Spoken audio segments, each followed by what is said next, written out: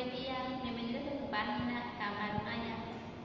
Hoy vamos a aprender a decir algunas palabras en maya. La primera que tenemos es agua salada. Se diría choch ha. Luego aguacero, cha ak. El aire es ik.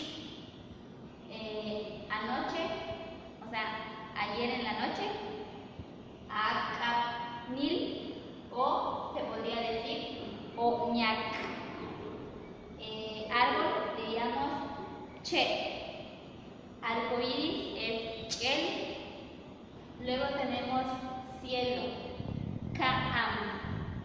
El atardecer lo diríamos tubul kin o bin kin.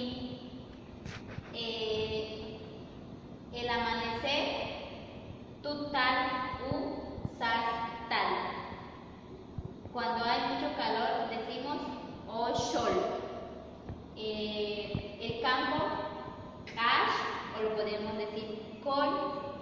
El cenote en maya es tonoot. Volvamos a repasar las palabras. Agua salada, choch ha. Aguacero, chak. Aire, ik. Anoche, akapnil o oñac. Árbol, che. Arcoíris, chel. Cielo, kaam. Atardecer, tubul kim o bin kim. Amanecer, tutal u sastal. Calor o sol. Campo, cash o col. Cenote, sonor.